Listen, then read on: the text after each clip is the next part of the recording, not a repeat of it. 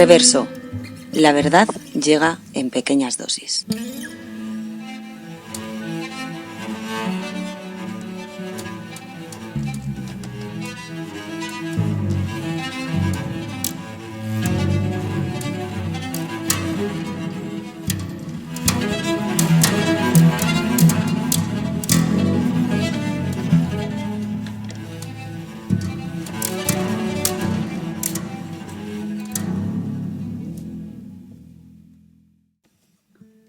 Oye, Álvaro, ¿tú vas al psicólogo?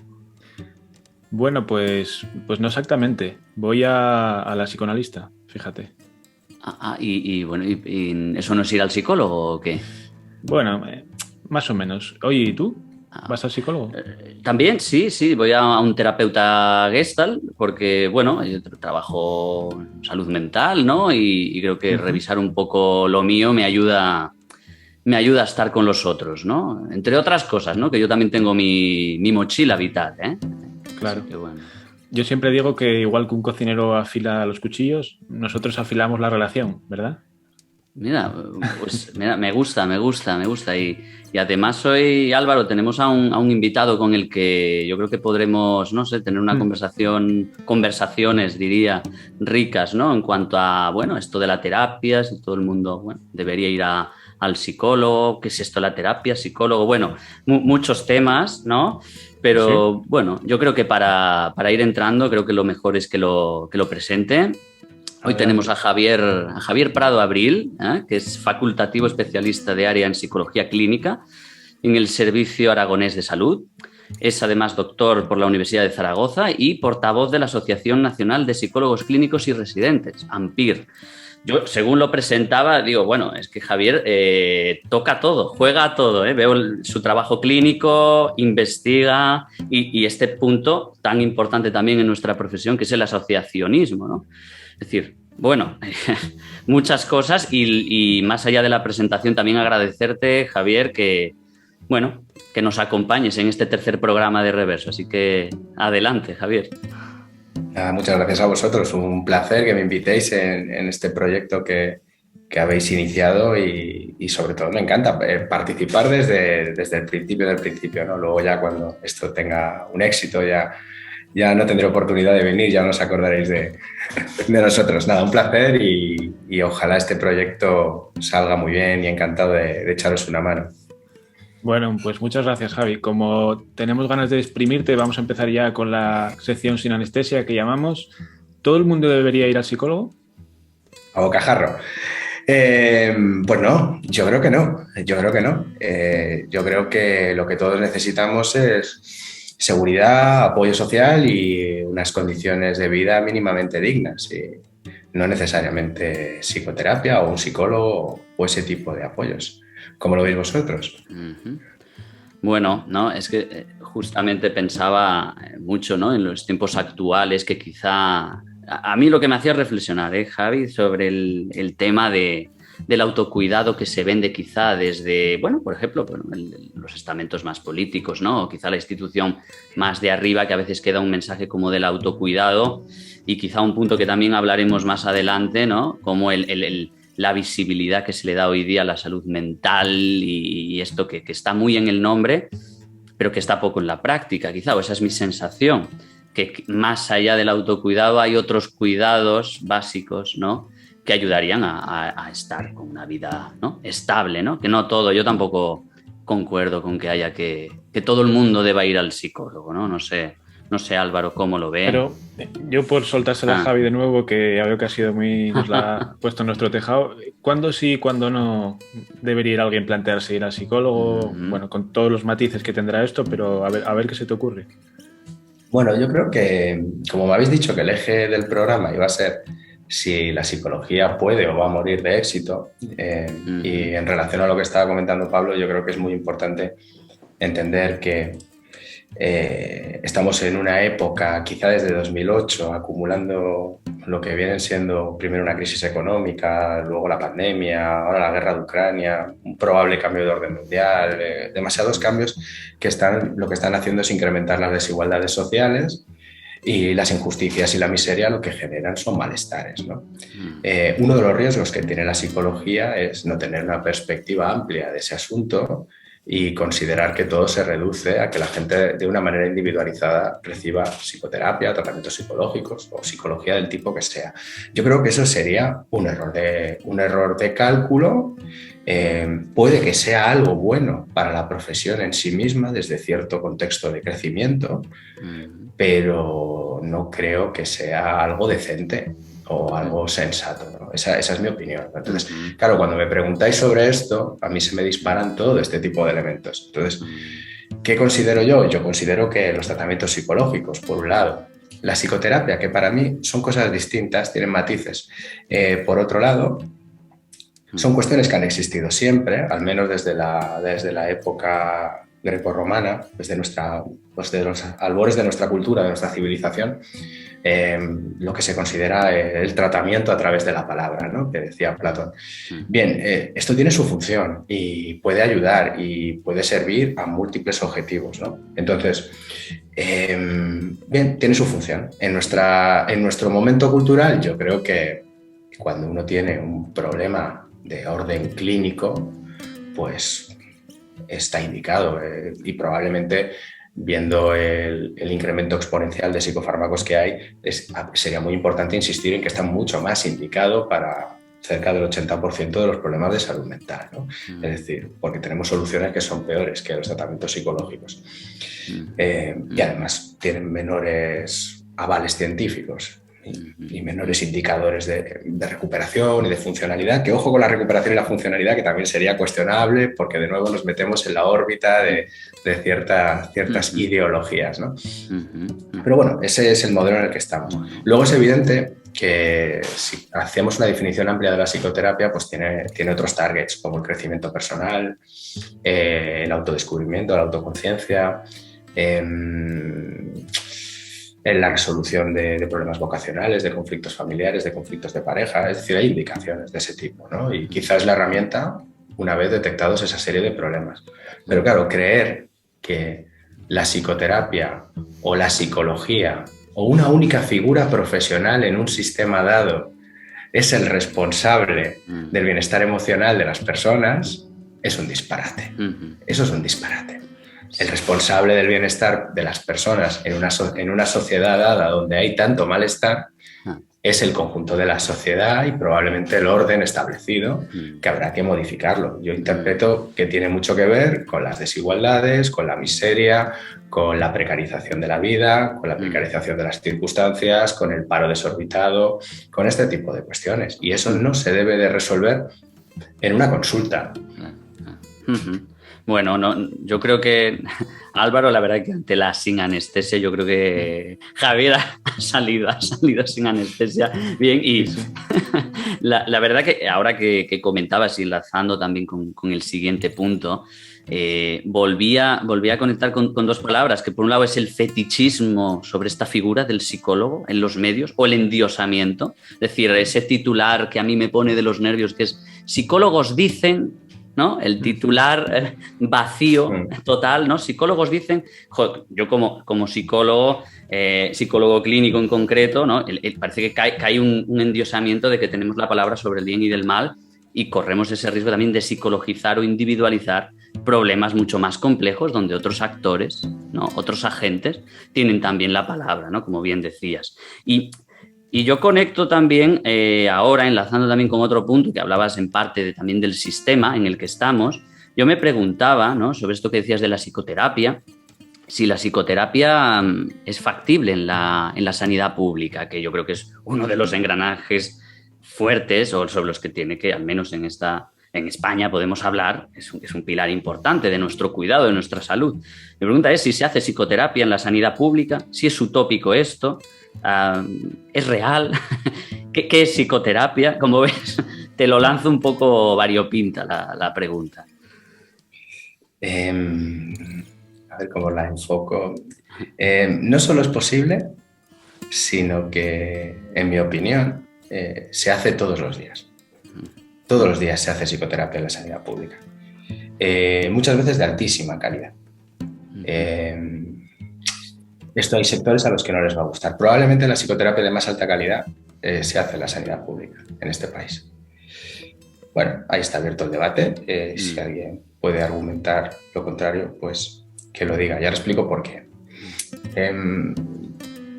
Claro, si entendemos la psicoterapia como 15 sesiones, 12 sesiones de carácter protocolizado, muy estructuradas,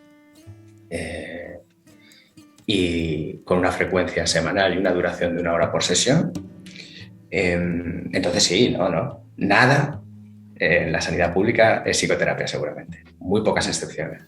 La cuestión es si eso es la psicoterapia.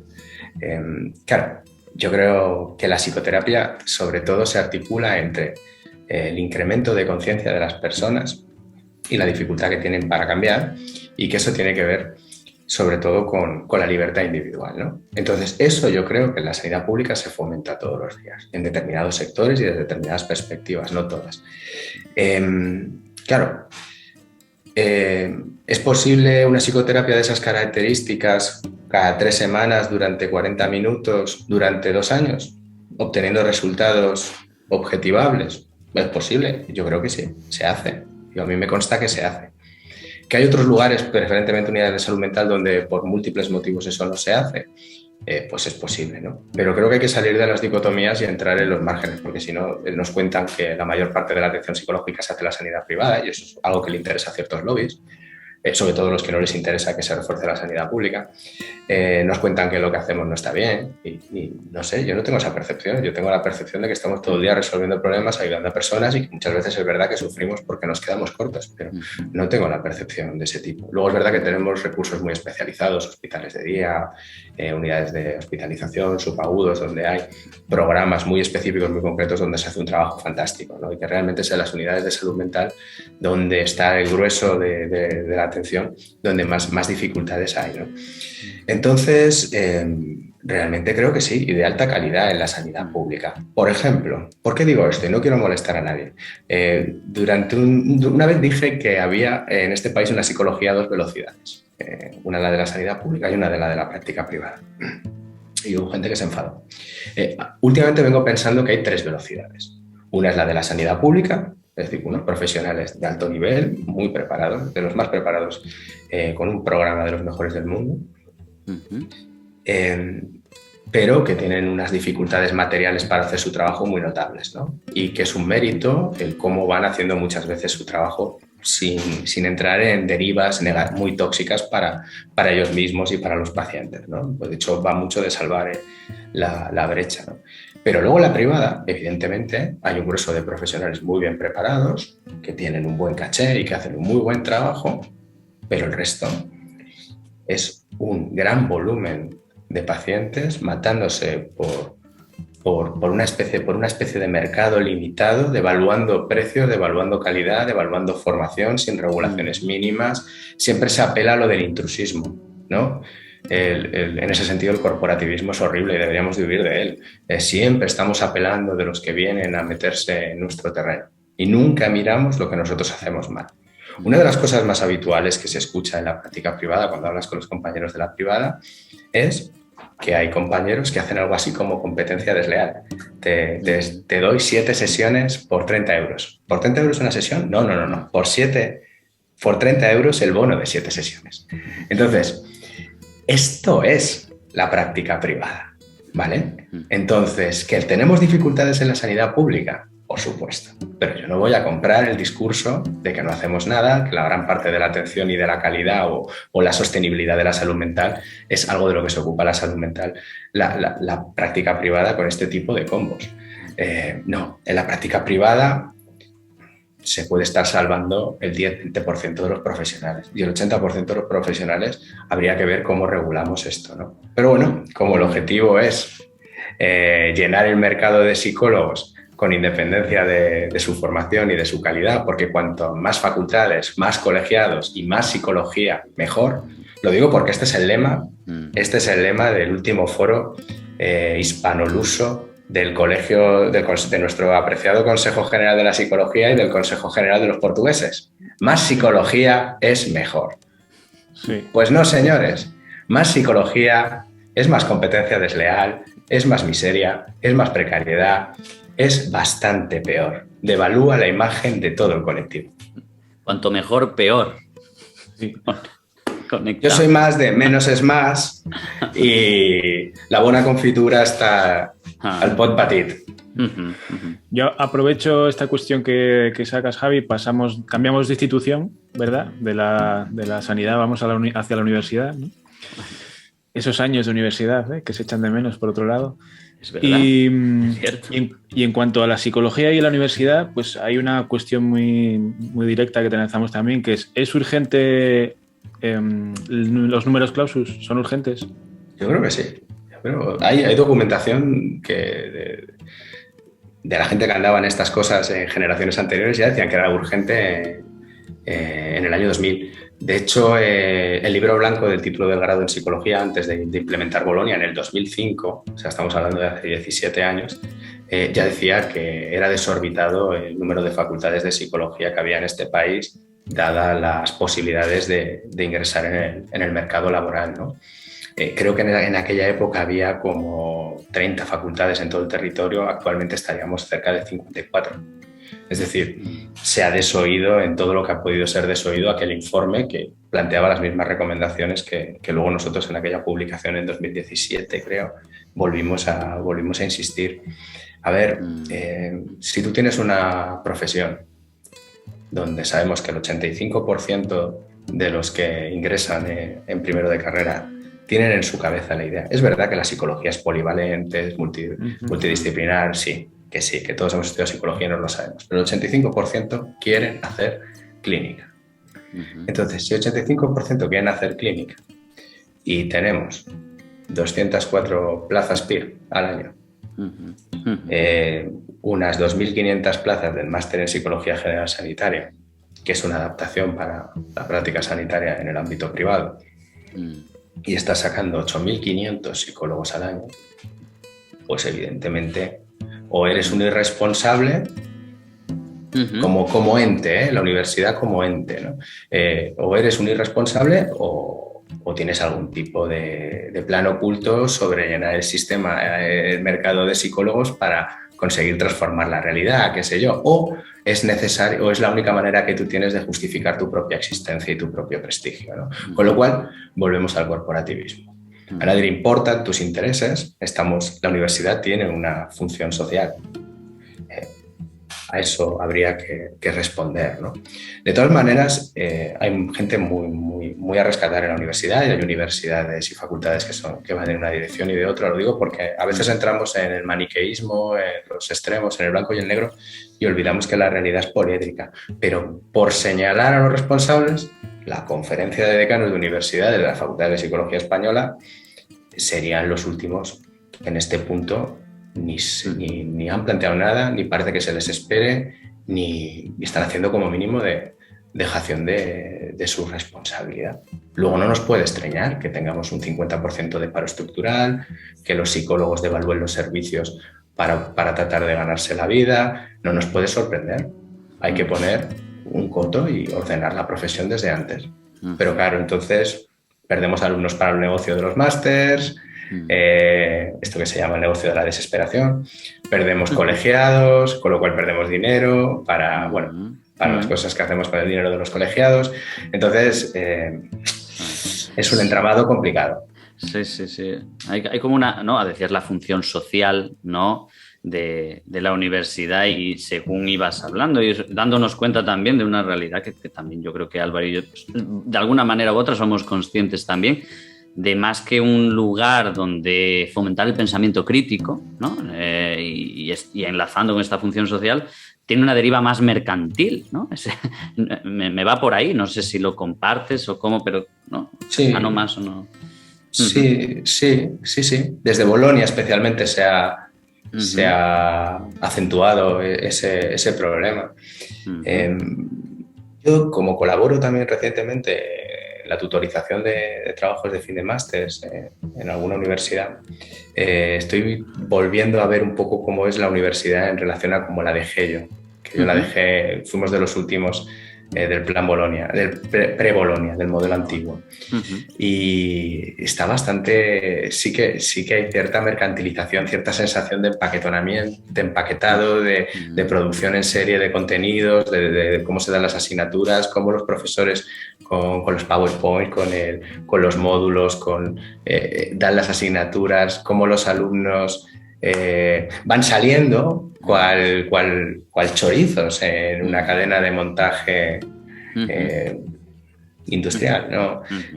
Y claro, de alguna manera es una decadencia, ¿no? La universidad siempre representó la sede del saber, el lugar de la iluminación, dónde están los conocimientos, dónde empiezan las revoluciones culturales, las revoluciones sociales, ¿no? Claro. Últimamente parece que la universidad nos iluminará cuando arda en llamas. Sí, y en este mercado, como tú dices, tan sobrepasado de graduados en psicología, etcétera, hay que venderse, ¿no? Hay que venderse bien y hay que vender el producto. Y una de las salidas muy contemporáneas que estamos viendo ahora es la cuestión de la divulgación, ¿verdad? Sí. Que ahora parece que hay más divulgadores que psicólogos, prácticamente, ¿no? Sí. Entonces, ¿cómo veis esta cuestión de la divulgación? Si ¿es buena, mala? Bueno, lo digo en términos así muy polarizados, pero ¿qué hayas resuelto? Mira, lo tenemos que estudiar. Esto es una reflexión reciente. Para que un cariño a todos los divulgadores. Hay divulgadores buenísimos, buenísimos. Sí. Pero pasa lo mismo que con el mercado. Está tan sobredimensionado que separar el grano de la paja es complejo, ¿no? Es decir, y la calidad muchas veces se ve ensuciado por la cantidad. Con la divulgación, pues, cuando nosotros hicimos aquel análisis, ¿no? sobre el estado actual de lo que llamamos la burbuja de la oferta formativa en el grado de psicología y el negocio de la desesperación, lo que encontramos es que cuando un psicólogo, primero encontramos una tasa de fracaso académico alarmante, ¿no? Del orden de que empiezan cada año 70 o 80.000 personas a estudiar psicología y acaban 8.000. Es decir, es acojonante lo que queda por el camino, ¿no? Y sigue siendo elevadísima las cifras que salen. La ocupación principal o la salida laboral más habitual era dedicarte, o sea, dentro de ese 50% que acababa trabajando de algo relacionado con la psicología, era dedicarte a la formación, ¿no? Entonces nosotros hablamos del negocio de la desesperación, es decir, tú acabas el título y entonces necesitas hacer cada vez más formación para diferenciarte del de al lado. Ahora esto lo tenemos como bien analizado y bien estudiado con datos. Ahora lo que parece es que otro nicho que se está abriendo es el de la divulgación. Es decir, como no hay ocupación, como no hay trabajo, y realmente YouTube, Twitch, lo que vienen siendo todos estos canales yo de hecho apenas veo ya la tele, casi toda la información que consumo es a través de YouTube y Twitch. Es decir, esto es un mundo que viene, entonces evidentemente hay gente que se ha metido ahí, y ahí lo veremos, hay gente que se va a ganar muy bien la vida por ahí, pero claro, también va a haber mucho que en el mundo de la divulgación va a intentar una carrera que probablemente será muy complicada, ¿no? Que cristalice. Creo que tiene también que ver con esto, ¿no? Es decir, si tuviéramos unos números más ajustados, una profesión más ordenada, más bien protegida y cuidada, donde el valor por ejemplo, el valor de una especialidad respecto a la ausencia de la misma, o el valor de un doctorado respecto a la ausencia o sea, las cosas estuvieran bien ponderadas y valoradas, no donde todos se supone que somos iguales y valemos para lo mismo, porque eso es lo que hay que decirle a semejante masa de afiliados, pues probablemente no tendríamos tanta divulgación. Yo creo que puede tener mucho que ver con la asociación entre ausencia de perspectiva laboral y título de psicología. Entonces es una opción. También es verdad que muchos son estudiantes, ¿no? Entonces habrá que ver, ¿no?, qué trayectoria lleva, pero es un fenómeno que hay que estudiar, puede estar relacionado. Sí. Pero vamos, es complejo. Yo ya he visto que hubo gente que se enfadó conmigo porque, bueno, Twitter es difícil expresarse. El lugar para enfadarse. Por excelencia. Claro, y es difícil expresarse adecuadamente, ¿no? Pero sí que noto que tiene un impacto la divulgación y cómo se hace. Llegan demandas a la consulta basadas en el tipo de divulgación y, hostia, pues a veces te da Claro, tienes que desmontar eso. Que bueno, puedes decir, ¿es culpa de la divulgación? Bueno, si no te vendrían con otra construcción, con otro tipo de discurso, ¿no? Al final, en la sociedad hay muchos discursos que hay que desmontar, ¿no?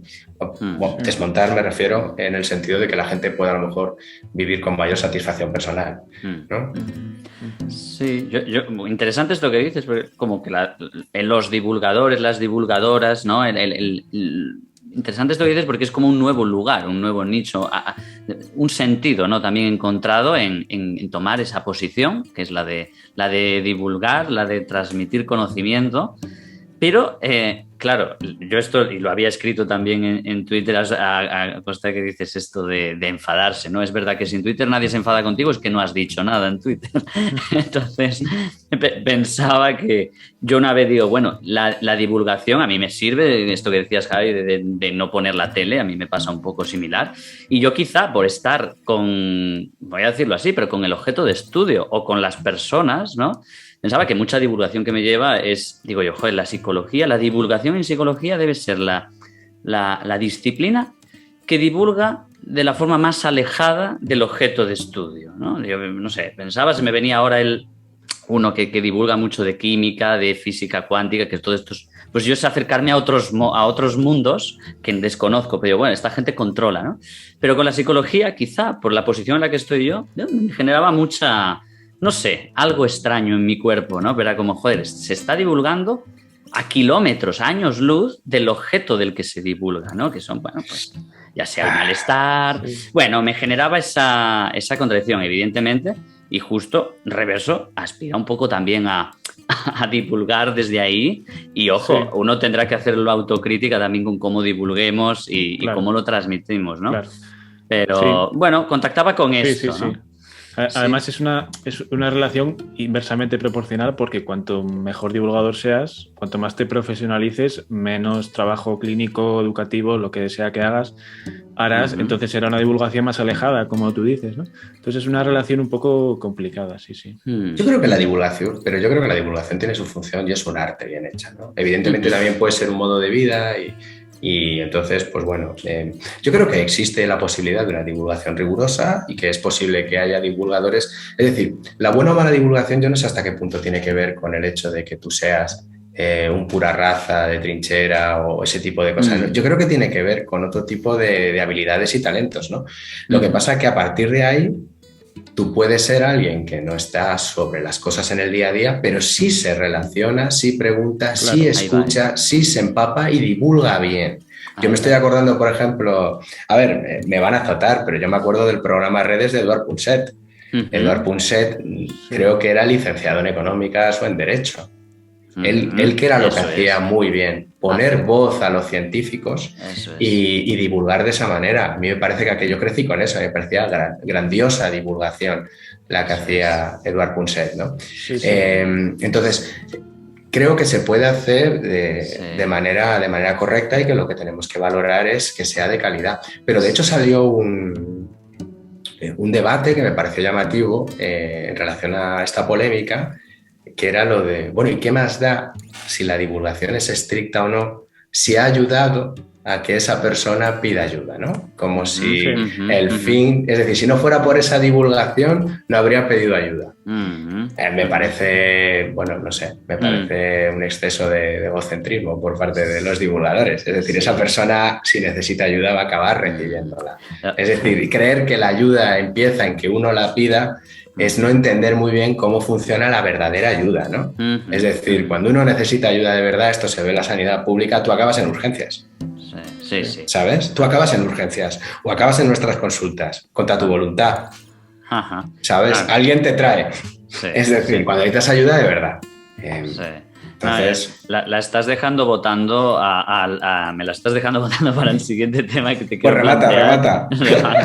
Porque, bueno, primero esto muy interesante lo que dices de Punset, ¿no? Porque yo sí pienso, por ejemplo, se me viene ahora, que no recuerdo el nombre, pero en Twitter es la gata de Schrödinger, que también, pues yo creo que se acerca, no es que sea crack en un área en concreto, pero sí, yo creo que la divulgación está asociada muy bien a ser un buen comunicador o comunicadora, ¿no? Sí. Entonces, depende a quién te acerques o cómo te acerques, podrás transmitir mejor o peor, ¿no? Y con esto que dices, Javi, pues conectaba con lo de esto que construíamos en parte también con Álvaro, ¿no? Esta McDonaldización del malestar. Y claro, la narrativa de la época, claro, marca en último término también cómo nos piden ayuda a nosotros. Es decir, dicho de otra manera, se construye una subjetividad que en último término cae en una consulta de psicoterapia o cae en unas urgencias. Y claro, bueno, ahí Javi empezabas a decir algo de esto, ¿no? La buena, mala divulgación, pero cómo se construyen relatos de... Sí, bueno, no sé, quería decir algo, Álvaro. No, tira, luego le doy. Hombre, yo creo que esto supera la divulgación, ¿no? No creo que sea algo que sea responsabilidad de la divulgación, ¿no? La divulgación, pues bueno, es una potencial salida profesional, una actividad de ocio que potencialmente se puede acabar convirtiendo en un trabajo, un interés por transmitir ciertos conocimientos de ciertas personas. En principio tiene una motivación saludable, ¿no? Luego otra cosa es el cómo se hace, el cómo funciona, ¿no? Lo otro yo creo que es el CEIGS de la época, ¿no? Estamos hablando de que la facultad estamos hablando de que las facultades producen egresados en psicologías como chorizos, y en la sociedad en la que vivimos pues produce gente que cree que tiene trastornos mentales que se pueden resolver con psicoterapia. Las instituciones o lobbies de la profesión fomentan que la gente crea, es decir, ¿cuántas veces hemos escuchado durante la pandemia que 10 millones de españoles iban a tener un problema de salud mental? ¿Cuántas veces hemos escuchado en los últimos días que el 25% que la prevalencia de la depresión y la ansiedad en España es del 25%? La depresión y la ansiedad como trastornos mentales, no sentimientos, malestares, no. Trastornos depresivos mayores y trastornos de ansiedad. El 25% de la población española, 11-12 millones de españoles. En esta sociedad, esto no. A ver, y no hay una guerra civil. No estamos tirando abajo las instituciones. ¿Qué está pasando? ¿Estamos confundiendo churras con merinas? Pues seguramente. ¿Somos conscientes de que lo estamos haciendo? Es decir, ¿es por ignorancia o es por maldad o es por ambas? Nos da igual. Es decir, al final la incompetencia mata. Entonces, pues con esto sucede lo mismo. Entonces la gente consulta y ponemos el foco ahí, ¿no? Pues ponemos el foco en tal, y los políticos lo alimentan, ¿no? Hablemos de salud mental, bueno, podrían hacer programas adecuados, ¿no? Porque es verdad que hay un porcentaje de la población ahí que hay que darle soluciones basadas en tratamientos psicológicos, ¿no? Pero, entonces yo creo que esta es la deriva no te sé decir otra cosa que no sea que esta es la realidad del día a día que observo, que te la describo y que no sé muy bien tampoco si esto es imparable. No quiero entrar en eso de culpar al capitalismo, ¿sabes?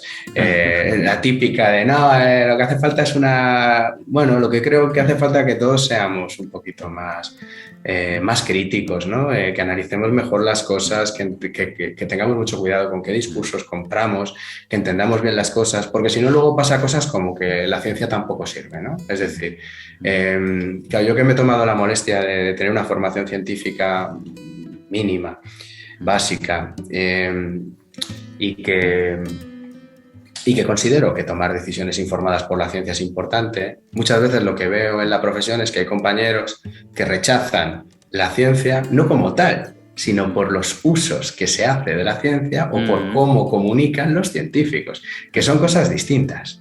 Claro, tú dices, los metaanálisis, y los metaanálisis dicen que 12 millones de españoles, pues hay que darles psicoterapia, psicofármacos y yo qué sé, y la baja laboral, ¿no?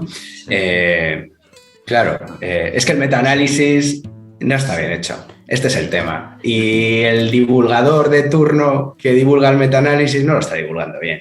Y el lobby que supuestamente deposita la institucionalización de la profesión, que dice que eso está pasando y hace un drama de ello, pues eso, pues también. Y entonces, pues claro, y la culpa es de la ciencia. Entonces, pues vaya la ciencia y me pongo de culo. No, la ciencia está bien hecha. Lo que pasa es que te da para saber que ese metaanálisis que citan no está bien hecho.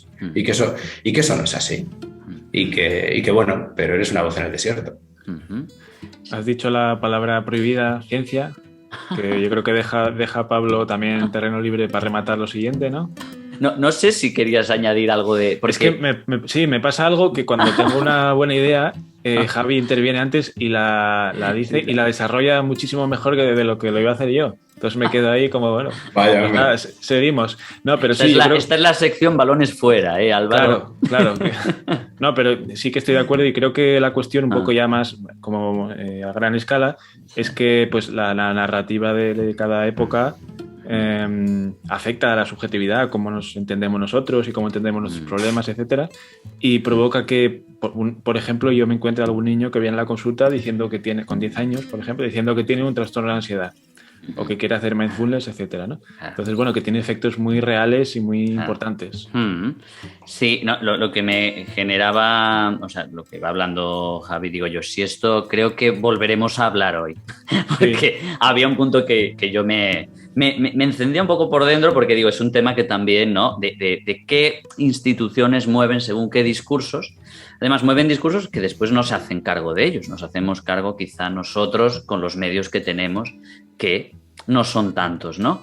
Entonces, bueno, decía la palabra prohibida, me reconduzco a mí mismo, porque sí me apetece coger esta bifurcación de la palabra prohibida, ciencia, ¿no? Que no sé si estamos ante la nueva religión actual, la ciencia, ¿no? Que evidentemente no, yo creo que es fundamental tener una solidez, ¿no? Sobre un campo en el que se trabaje, es decir, lo científico viene a ser eso, así lo entiendo yo, pero claro, hoy en día me da la sensación que se coge a veces como la nueva religión, ¿no? Esto de cuestión de la evidencia científica, y charlando también con Javier, ¿no? Charlábamos los tres hace unos días, que nos pareció una acertada relación, esto que comentaba Javi, de la relación de todo psicoterapeuta o de todo psicólogo con el psicoanálisis, ¿no? Que corriente de pensamiento, vamos a decir, azotada y archiazotada por este olvido de lo científico. Pero bueno, no, dejo ahí abierta la cuestión esto de la evidencia científica, ¿no? Y esta relación con el psicoanálisis. Así que adelante. O sea, es que adelante. Planteado como hoy me haces pensar de otra manera. Vamos a luego hablamos del psicoanálisis porque eso la verdad que nos quedó, o sea, fue muy interesante lo que hablamos y creo que es importante que lo hablemos. Pero sobre el tema de la ciencia como nueva religión, creo que, al menos quiero que mi posición pública quede clara, ¿no? Es decir, yo creo que lo que predomina no es la ciencia ni el pensamiento científico. Yo creo que lo que predomina, como ha predominado casi siempre, o al menos en los últimos 200 años, es la ideología, las ideologías y las confrontaciones ideológicas y bueno, y los cambios que se deriven de ese tipo de guerras culturales, ¿vale? Yo creo que eso es lo que predomina. La ciencia es el antídoto contra la ideología. El método científico, el pensamiento científico, el análisis crítico, la observación de los hechos, de las regularidades, el intentar que las opiniones, los sesgos, las ideologías no influyan, ¿no? O sea, es decir, el marco de lo científico pretende ser un antídoto. Claro, pero ¿qué ocurre? Que era lo que estábamos hablando antes, que lo has introducido excelentemente otra vez. Que hemos hecho una ideología de la ciencia, esto que se llama el cientifismo, y entonces utilizamos la ciencia como arma arrojadiza para señalar a los anticiencia o a los tal, ¿no? Eso es eso es lo último que haría un científico.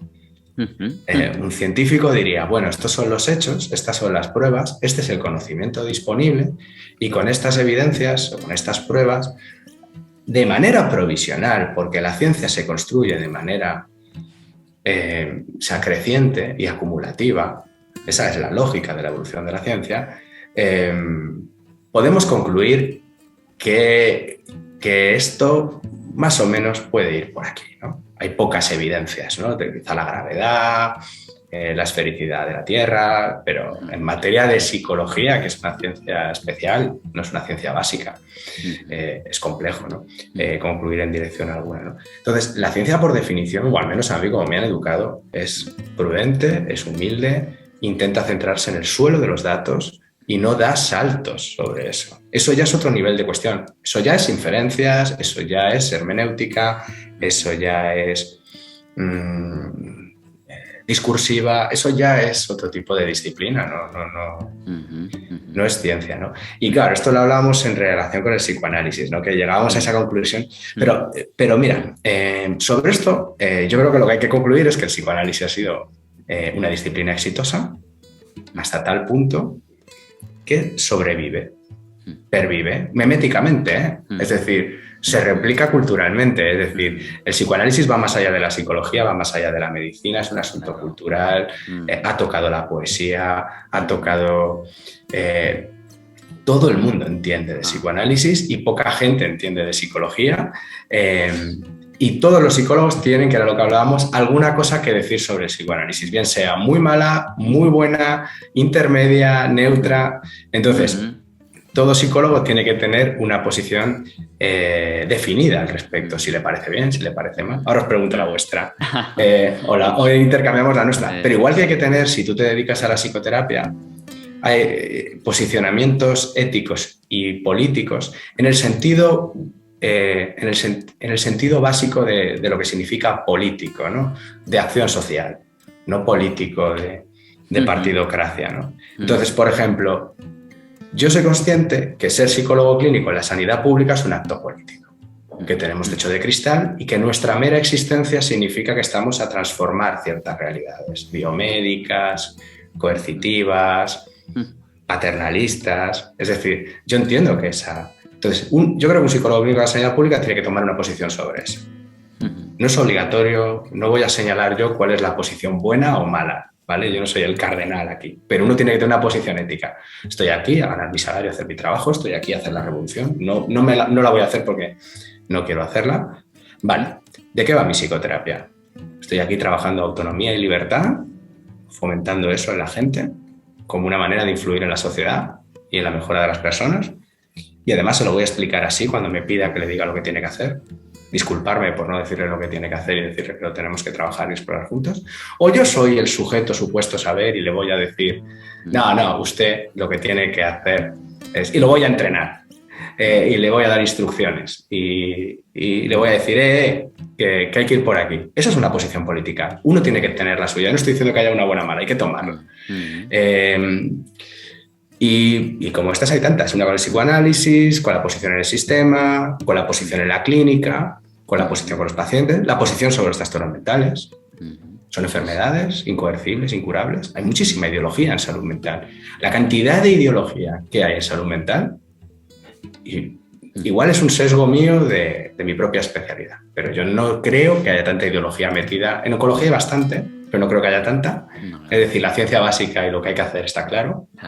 Y en las demás especialidades de la salud no hay tanta ideología. En cambio, es decir... Sí. Bueno, quizás a nivel clínico no, pero a nivel ético, pues sí, lo sabrán, ¿no? Pues yo qué sé, desde los recortes, qué tratamientos aplican a qué personas, etc, etc, ¿no? Pero es que sobre la ética es un gran debate, que no lo vamos a agotar hoy. Pero volviendo...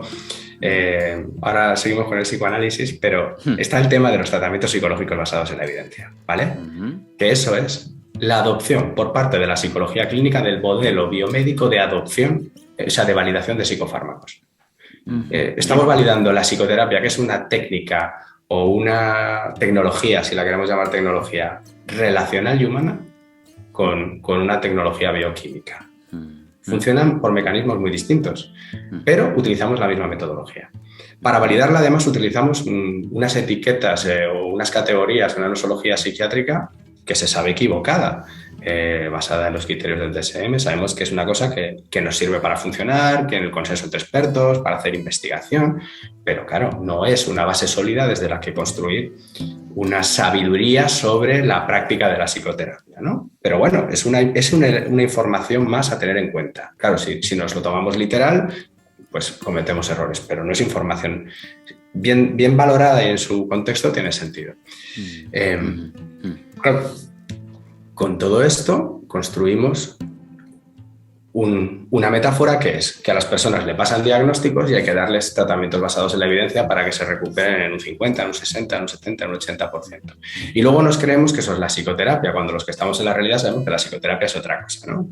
Que tiene algo que ver con eso, pero que no necesariamente, ¿no? Entonces, claro, ¿qué es la posición ética? Lo digo porque hay quien dice que es una desviación flagrante de la ética no hacer eso. No aplicar ese tipo de procedimientos y que se pueda validar. Evidentemente, quien dice eso no sabe bien de lo que está hablando, ¿no? Pero esos relatos están no en este país, a nivel mundial. Entonces... Sí. Bueno, Álvaro, Javier nos había dejado una pregunta encima de la mesa. Sí. Yo no sé si quieres... Sí. Yo, si quieres me lanzo primero y ya continúas tú con lo tuyo hacia el último bloque. Ok, dale. No, bueno, primero respecto a la ciencia, yo ya lo traía un poco como esto de la nueva religión, ¿no? Yo otro día también ponía un tuit con esto del dogmatismo científico, ¿no? Decía en medio tono de sorna, ¿no? El racismo se cura viajando. Bueno, el dogmatismo científico también tiene su cura en viajar un poco de la academia, que si la academia estuviese más en conexión con la realidad, pues no tendríamos este problema, pero viajar de la academia a la realidad clínica dura, impredecible, pues te lleva evidentemente a una cura de que la ciencia, bien entendida, como has explicado, yo creo que exhaustivamente diría, Javier, pues... Sí, la última respuesta ha sido un poco chapa, ¿no? No, ha sido... No, es para mí bien, o sea, no sé, Álvaro, qué dirá, pero... Sí, bien, vamos... Para mí fantástica, porque, bueno, es que parecería que si criticas esta parte estás en la magufada, ¿no? En lo magufo, ¿no? En el chamanismo malentendido, ¿no? Que eso ya sería para otro programa. Pero bueno, yo evidentemente creo que hay que trabajar sobre unos hechos probados, trabajados. Es que casi que hasta me da risa ponerme yo aquí a cuestionar, como pequeña personita, a cuestionar toda la historia del psicoanálisis, ¿no? Yo, en cuanto salgo de la institución universitaria, que he de decir que la Universidad de Oviedo me siento bastante afortunado, en cuanto a digamos... Sí, coincido. ¿No? Autores, ¿no? y corrientes que he podido disfrutar en cierto modo, pero claro, el salto a la realidad clínica y a la vida, ¿no? Que es la residencia, que siempre digo que la residencia también tiene un punto de cuestión vital, jerarquías, diferencias, equipos, ¿no? Y la dificultad, ¿no? Entonces ahí he podido comprobar que, bueno, otros modelos, no solo el psicoanálisis, ¿no? Sino otras miradas, sin saltarse la ética, estaban ayudando a muchísimas personas, ¿no? Y en cuanto al psicoanálisis, yo a veces sospecho que la gente se queda, la que lo critica, esas personas que lo critican tanto, yo creo que se quedan muy en un periodo de fijación, no sé si oral o anal, con la cara de Freud, Sí. No, a ver, para que lo entiendan, ¿no? Yo creo que, a ver, el psicoanálisis hay que tomarlo pues como lo que es. Hay una parte del psicoanálisis que yo creo que es más historia que formación clínica, ¿no? Pues Breuer, está el libro este que lo explicaba muy bien, ¿cómo se llamaba el libro este de Yalom, que era excelente? El día que Nietzsche lloró. Explica un poco toda esta historia, es fantástico como novela. Breuer, Freud, toda aquella época. Luego vienen también los clásicos, Janet, Charcot... Claro, que eran unos genios de la época, pero que si los miras en perspectiva eran unos magufos. Efectivamente.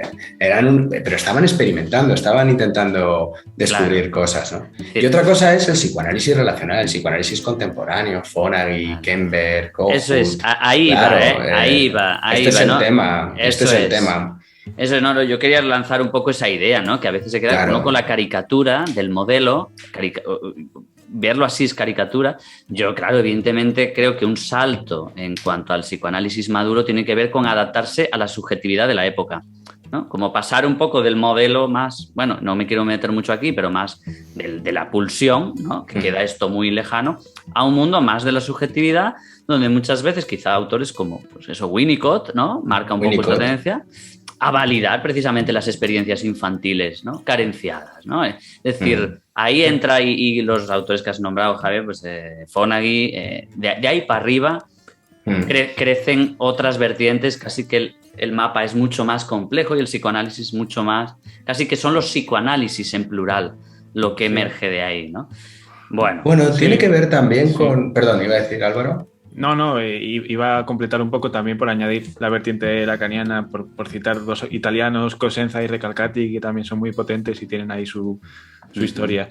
Y nada, iba a continuar un poco con lo que decía Pablo y poner encima de la mesa una evidencia, hablando de evidencias, que es que en cuanto uno sale del charquito académico de Twitter y va a las instituciones públicas o privadas de máximo nivel, con profesionales formadísimos, potentísimos, atendiendo poblaciones muy difíciles, encuentras muchísima formación, no solo psicoanalítica o psicodinámica, sino de otros tipos también. Entonces, eso hay que... ¿Cómo se come eso, no? Bueno, pues es cuestión de analizar bien los hechos y las evidencias que existen. Lo que pasa es que hay que leerlas y divulgarlas y difundirlas, pero claro, hay intereses, ¿no? Mira, hasta donde yo alcanzo, y con mucha influencia anglosajona, yo consumo más universidad extranjera que nacional. La mayoría de las universidades, la idea que llevan es que tú te formes en un modelo y que desarrolles ese modelo. En cambio, las evidencias de la práctica lo que dicen, o las mejores recomendaciones son que si tú estás muy bien formado en un modelo, es buena idea que te formes en un segundo. Esto es lo que dice en sus últimas revisiones Goldfried, que sería uno de los grandes de la integración en psicoterapia, que es preferible que te formes en un segundo para que niveles. Ajá. ¿Vale? O sea, es decir, hay unas recomendaciones para la práctica y hay unas recomendaciones para el mundo académico, ¿no? Y entonces esos mundos pues están un poco separados, ¿no? Una de las cosas que se están desarrollando, que es a mí la que me gusta, es el concepto de evidencia basada en la práctica, ¿no? Que se trata de intentar que la universidad haga investigaciones más más aplicadas y que a su vez los clínicos hagan intervenciones más informadas científicamente, ¿no? Y que haya como una colaboración, porque ahora mismo son dos mundos que viven de espaldas. Incluso nosotros estamos siendo, parece o puede parecer que estamos culpándoles de todo. Yo no querría que se ofendieran, es decir, simplemente estamos actualizando el estado de la cuestión y definiendo y poniendo sobre la mesa los hechos, ¿no? Yo no creo que todo sea culpa de eso, ¿no? Y luego una última cosa que querría decir cuando hablábamos de los problemas del psicoanálisis como caricatura. Eso tiene que ver con los kioscos de la psicoterapia, con la guerra de modelos. Es decir, al análisis a la terapia de conducta le pasa lo mismo por sus detractores, a las terapias cognitivas le pasa lo mismo. Es decir, hay muchos psicoanalistas que lo que dicen es que la TCC, que está centrada en el síntoma, que no profundiza, los otros dicen que el psicoanálisis no sé qué, los otros dicen que las terapeutas de conducta no tienen empatía, que tratan a las personas como animales. Es decir, la caricaturización es una cosa que es muy humana y que utilizamos para negarles el pan al exogrupo, ¿no? Efectivamente. Gracias que traigas esto, pero permítame hacer un poco la técnica del sándwich también, o de compensar, porque totalmente de acuerdo en que también se caricaturiza pues el plano más conductual, ¿no? Como exacto, ¿no? Y yo lo que no es lo tuyo se caricaturiza, lo de los otros. Sí, y yo ahí también he de decir que es otro modelo muy potente, aplicable en otros campos, ¿no? Quizá tiene su aplicación ahí, y evidentemente yo también apoyo o también estoy de acuerdo en que sí es un campo también muy caricaturizado. También puedo decir porque vengo de los dos. Yo vengo de formación más, diría, contextual en la universidad, porque integraba un poquito más estas cuestiones, ¿no?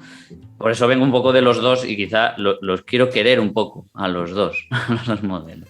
Sí, a los dos hijos por igual, ¿no, Pablo? Mira, yo que me defino integrador, pues lo que a mí me arrojan es ecléctico, magufo, mezclas técnicas, no sabes lo que haces, no tienes criterio. Ya está. Digo, bueno, sabrá el que critica lo que dice, pero bueno. Claro, eso es... Bueno, en fin. Bueno, tiramos, que vamos ya hacia el final del programa. Vaya. Y vamos a dejar caer aquí la cuestión que lleva presente, omnipresente durante todo esto que estamos hablando, pero es las políticas de salud mental, ¿no? Entonces, bueno, aquí tenemos varias preguntas y que hacerte y varias cosas que comentar, pero quizás podemos empezar porque nos cuentes tu visión acerca de las líneas que se están tomando políticamente para abordar el problema acuciante de salud mental que parece que hay en España o en el mundo. Bueno, pues a nivel nacional pues tendríamos dos grandes medidas, ¿no? Tenemos un gobierno de coalición entre el PSOE y Unidas Podemos, que no parece que tengan... Todo esto lo digo viéndolo desde fuera, ¿no? Que nadie piense que esto es información que yo saco de otros lugares. Esto es analizando la prensa diaria. Unidas Podemos está muy por la labor por desarrollar una ley que tiene elementos, y una ley de salud mental con elementos, algunos de ellos bastante interesantes, otros pues quizá les falta debate colectivo. Y el PSOE parece que no está muy por esa línea, sino que ha estado en la línea de desarrollar una estrategia nacional de salud mental, que le hemos dado bastante eco en prensa, colaboramos desde ARPIR con ella, que no deja de ser un documento marco de buenas intenciones que aspiran a poder influir en las 17 comunidades autónomas que hay en este país, ¿no? La estrategia también pues es un documento excelente, es decir, como la ley, hay grandes declaraciones de intenciones, pero no está claro eso, cómo se hace efectivo, cómo se traduce en presupuesto y cómo se implementa, ¿no? Las comunidades autónomas te van a decir que no hay guía en el ministerio te va a decir que eso es responsabilidad de las comunidades autónomas. Y por el camino, pues algunas comunidades autónomas están haciendo más y otras están haciendo menos, pero hay un mainstream un poco agridulce, al menos para mí, porque por un lado es agradable que se hable de salud mental, que se visibilice, pero por el otro a mí me duele cada vez que escucho cómo se trata la salud mental, ¿no? El nivel de superficialidad, el nivel de banalidad, entonces me muevo ahí, ¿no? De decir, bien, es verdad que la gente que me quiere, cuando me cabreo, me dicen, a ver, Javi, tranquilo, dice, esto es así, esto empieza así y dentro de 10 años se hablará en profundidad. Y yo digo, bueno, vale, pues nada, vamos a mirarlo en positivo, ¿no? Pero luego también está, pues, cómo los políticos están utilizando eso para hacer ciertas cuestiones, ¿no? Porque supongo que ahora ya vamos con lo de Cataluña, ¿no? Entonces, es decir, que es el ejemplo paradigmático, ¿no? Autopista. Pues el programa de Argimon sobre los referentes de bienestar emocional comunitario, que es una figura que nadie sabe para qué sirve, ni qué hace, ni a qué se dedica, que no está definida como de psicología, pero hace como de psicología, pero que no tiene, que está como por encima de una enfermera y de una trabajadora social, pero ellas les mandan, que es un verdadero disparate, está al servicio de sacar titulares. Yo no entiendo qué función tiene. O al servicio de que se han juntado ciertos intereses en un momento dado, se han unido los puntos y había una estrategia de acoso y derribo que estaba ahí, lo ha fomentado. Nos va a costar muchísimo dinero a los catalanes. Da igual, porque probablemente es dinero que viene de Europa y habría que gastárselo si no se perdía, y claro, este es el nivel que hay. Entonces, pues a veces lo veo con más optimismo y a veces lo veo deprimente, porque son medidas inútiles. Claro, quizá a falta de apostar por medidas pues eso, más estructurales, ¿no? Como puede ser el incremento de plazas PIR, es decir, ves los CESMAS o unidades de salud mental, más en nombre nacional, ¿no? Centros de salud mental de adultos donde... Y no solo centros de salud mental de adultos, ¿no? Hay casi todas las unidades de salud mental. Hay una infradotación en ratio, ¿no? De enfermería, psiquiatría, psicología clínica, y sin embargo da la sensación de parcheados, ¿no? Parcheados al servicio de titulares inmediatos, quizá. Ahí es ya donde dejamos un poco la pregunta abierta, que puede haber, ¿no? Pero da la sensación, y esto supongo que Álvaro también estará de acuerdo, de una grieta entre la visibilidad que nombrabas, Javi, esa visibilidad en carteles publicitarios, aludiendo al tabú de la salud mental, tabú que yo no acabo de ver porque lo veo visible por todos lados, una grieta entre esta visibilidad y ese plan, bueno, lo que no es un plan, parecen más improvisaciones o parcheados, quizá la apuesta que decías antes, ¿no? Una de las formaciones sanitarias especializadas, ¿no? De las mejores del mundo, si no te he escuchado mal, ¿no? Que no se está apostando por ello, o va a un ritmo mucho más lento de lo que quizá ahora mismo la sociedad necesita. No sé, este es un poco mi punto de vista, pero no sé qué pensáis. Sí. Bueno, yo creo que por no ir excediéndonos demasiado del tiempo del programa, que podíamos abordar la cuestión que tiene mucho que ver con esto que estamos hablando de la atención primaria, la psicología clínica en atención primaria, sí, no, con qué condiciones, a qué coste, qué implicaciones. Así que ahí te lo lanzo, Javi. No, por supuesto que sí, es una cuestión... Esta es una de esas cosas que están absolutamente basadas en las mejores pruebas científicas disponibles. Y es una recomendación de la Organización Mundial de la Salud desde mediados de los años 90, hace más de 30 años, ¿no? Es decir, la Organización Mundial de la Salud ya decía en los 90 que lo que está pasando iba a pasar. Que no íbamos a tener suficientes profesionales. Que el lugar donde había que intervenir era en atención primaria. Que había que empezar a hacerlo. Ya lo decía en los 90. Pero bueno, la Organización Mundial de la Salud, ya sabéis que es un órgano que está ahí, ¿no? Cuenta cosas. También, por lo visto, también decía que iba a venir una pandemia y que había que prepararse y nadie hizo caso, ¿no? En fin. Pero esto es así, ¿no? Es decir, entonces, nosotros, tú imagínate que hubiéramos hecho caso y que hubiéramos tenido, qué sé yo, 8.000 psicólogos clínicos en el Sistema Nacional de Salud y que cada 50.000 pacientes o cada 25.000, no me quiero poner exquisito, algo razonable, pero batallero, un psicólogo clínico en atención primaria. No habría el drama del que se está hablando. Ya está. Es decir, estábamos preparados. Son las mejores recomendaciones. El 50% de los problemas de salud mental que se atienden en atención primaria tienen que ver con eso. La salida, la mayor parte de las veces, es contextual. Psicología clínica, por supuesto, para muchas veces salir con trabajo social coordinado, ese trabajo multidisciplinar que solemos hacer. Muchas de las soluciones por ahí, las que tienen que hacer tratamiento y, sobre todo, bajar los niveles de prescripción de psicofármacos, ¿no? Por supuesto que sí, ¿no? El tema es cómo se lo explicamos esto a los agentes implicados, a las entidades políticas, para que nos entiendan, ¿no? Porque a veces nosotros creemos que con las razones y la legislación y las evidencias tenemos ese discurso ingenuo y luego, pues como ha pasado lo de Cataluña, para hacer una medida que no está basada en la evidencia, que no se conocen antecedentes, que no va a rentabilizar nada, basta con que se junte en un momento dado los intereses del COP de Cataluña con el departamento y se pone en marcha, ¿no? Entonces, claro, lo que hay que entender es que probablemente lo de la psicología clínica en atención primaria no va de razones científicas y no va de evidencias ni de necesidades de la población, va de política, Por ejemplo, supongo que tenemos que hablar, ¿no?, también de lo del documento de la casa por el tejado. Estaba pensando porque la Comunidad de Madrid, yo creo que, claro, ya me confirmarás, pero creo que es de la comunidad autónoma, yo creo que más castigada a nivel de atención primaria en cuanto a recortes, ¿no? Más infradotada, en estos últimos años, desde la crisis. No sé, me sonó... Claro. Suena que sí. Esos son los datos, sí. Sí. La cuestión del texto que comentas, que es el texto de la AEN madrileña, la Sociedad Madrileña de Salud Mental, es que es un texto bueno y complementario con la visión de la psicología clínica, por supuesto.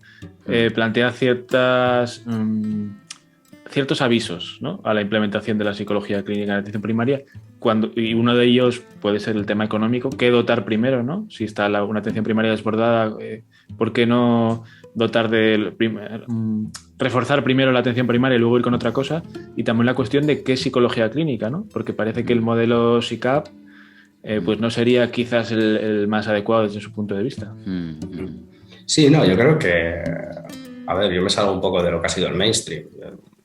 Yo a la EN no la tengo por una entidad política que haga lobby pro psiquiatría y que tenga me parece que son los ochenteros de la reforma en el contexto contemporáneo. Tiene un modelo muy claro multidisciplinar que nos podrá gustar más o nos podrá gustar menos, pero es un modelo basado también en ciertas pruebas que se sabe que bien aplicado es bueno para la sociedad, para la gente, que fomenta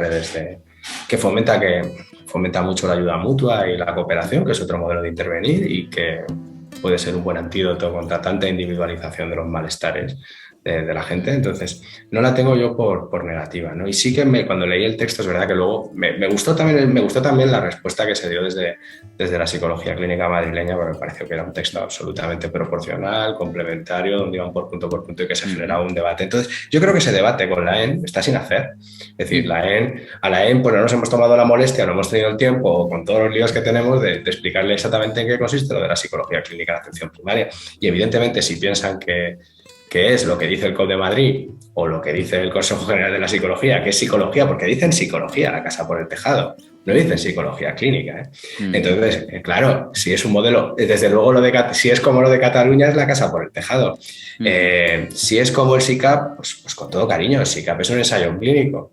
Sirve para decir pues, que la TCC, 7 sesiones en grupo, es efectiva para los trastornos mentales comunes, que es algo que ya sabíamos, pero que nunca lo habíamos demostrado en nuestro contexto. Y está muy bien tener esa información porque cuando hacemos reuniones con los políticos está bien ir con datos españoles porque siempre íbamos con datos de Inglaterra y de Australia, ¿no? Sí. Pero claro, eso no es un modelo de implementación de la psicología clínica en atención primaria, ni lo que vamos a hacer allí son grupos para etiquetas diagnósticas, ni pasar el THQ, ni ese tipo de cosas. O sea, evidentemente eso es un modelo absolutamente mercantilizado, sería un modelo absolutamente de curar a pacientes como chorizos. Y los pacientes no se curan como chorizos, se cura cada uno a su manera, si es que se pueden curar. Algunos pues intentan llevar las cosas pues como pueden.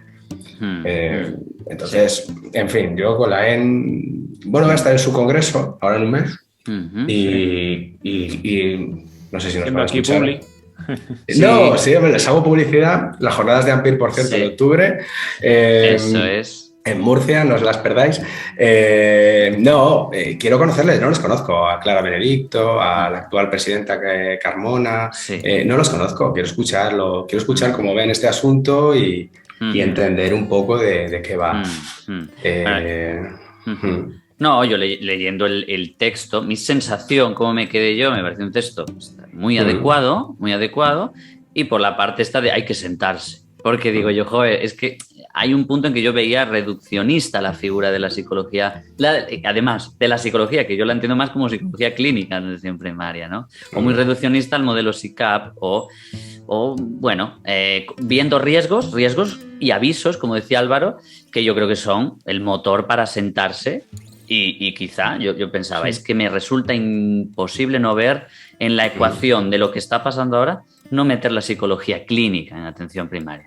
Bueno, una visión más, ¿no? Pero bueno, subrayando esta parte del diálogo entre una institución que yo también, pues, soy bastante afín a la AEN. Creo que el modelo es bastante, bueno, no sé cómo decirlo, esto, como tal cual lo ha definido Javi, ¿no? Tratar de no solo en la cooperación y la desindividualización, sino también este punto más asociativo y cercano a la persona, ¿no? A la persona que sufre. Bueno, en ese sentido no los veo cuestionables, ¿no? Pero sí hay un punto ahí que yo veo encallado y que, bueno, el tiempo dirá, no sé. No sé, Álvaro, si ibas a decir también algo. Nada. Por este tema no. Yo creo que podemos ir pensando en el cierre, ¿verdad? Para no alargarnos en exceso. Vale. ¿Qué va de tu parte? No sé, Javi, si se quedó con algo en el tintero de este último tema o algo. Pues no, me he quedado con una cosa que has dicho antes, que era sobre el tema de la política y la salud mental. Lo que me duele, mira, y sobre la política y la ética, lo que me duele y es bueno que te duela, es una posición ética que te duele la profesión, ¿no? Podría darte igual, que es otra posición. A mí me duelen las cosas, ¿no? Y entonces, una de las cosas que más me duele es la cantidad de dinero que estos días se está gastando en asuntos vinculados con por ejemplo, el teléfono del suicidio 024 es otra historia. Te vas a gastar 100 millones que en un año a lo mejor lo desmantelas o que lo mantienes, pero o que cambie de gobierno porque hay elecciones el año que viene y te lo quita porque como considera que eso es del anterior gobierno y quiere hacer la suya, ¿no? Que esto de la política es un poco así. Son 100 millones tirados a la basura, ¿no? Lo de Cataluña, vamos a ver cómo acaba, pero como un juez nos diga que en Ampir tenemos razón, que yo creo que tenemos razón, va a ser dinero tirado a la basura. Si no, tampoco parece que eso vaya a ayudar a mejorar la salud mental de nadie, con lo cual seguirá siendo una mala inversión. Y en cambio, estamos dejando de invertir, por ejemplo, en plazas PIR, pero no solo en plazas PIR, en plazas de médicos de familia. Necesitamos como el comer, el doblar los médicos de familia y mejorarles sus condiciones para tener una primaria sólida. Es decir, nos están desmantelando la sanidad pública desde 2008 poco a poco. Es decir, estamos dejando de meter dinero donde hay que meterlo para dejar medidas estructurales y garantizar la sostenibilidad del sistema y estamos haciendo alardes y gastando dinero, pues como cuando nos dio por gastar no sé cuántos millones en llenar España de rotondas. Es decir, y entonces eso me duele, porque luego siempre te encuentras con lo de no hay dinero, no hay recursos, tenemos que ser eficientes, hay que hacer más con menos, sí. Vas a contar lo de la gestión basada en la evidencia, sí. Claro, es decir, oye, se estoy gastando el dinero en lo que no toca, no estoy gestionando bien lo público. Y eso a mí me duele, que no se gestione bien lo público. Bueno, pues sí que había en el tintero, sí que había algo en el tintero. Me alegro que mi obsesividad reaseguradora digo, a ver si ha quedado algo ahí, quedaba algo con mucho calado, sin duda. Bueno, como ya adelantaba Álvaro, también pues estamos entrando, ¿no?, en el final del tercer capítulo de Reverso. Sí. Llegó aquí un poco la función del super yo, de Reverso, con el tiempo y estas cosas. Esto permuta, Álvaro, ya sabes que permuta. Pero bueno, como es habitual y así nos gusta hacerlo, consideramos que el invitado, al que, como digo, para mí ha sido un lujo y ha sido un lujo también en las otras 2 ocasiones, pero con Javier pues seguimos, yo creo que seguimos en la buena línea y agradecerte un montón, ¿no?, que hayas venido, que nos hayas acompañado, un montón de reflexiones, más dolorosas o no, algunas, y consideramos, bueno, que seas tú, Javier, quien nos acompañe al silencio del tercer capítulo de Reverso, con lo que tú quieras dejarnos, ¿no? Aquí es un final abierto, a tu gusto.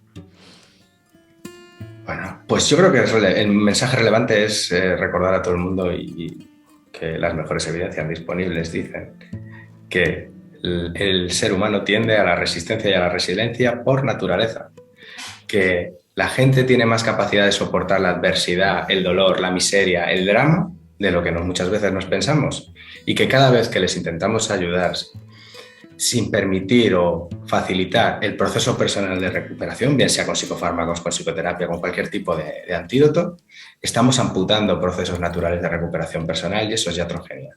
Antes hay que tener muy claro cuándo no hay que intervenir. Yo creo que esto puede ser un mensaje final para mí importante. Bueno, pues muchas gracias, Javi. A vosotros. Muchas gracias. Venga, hasta la próxima.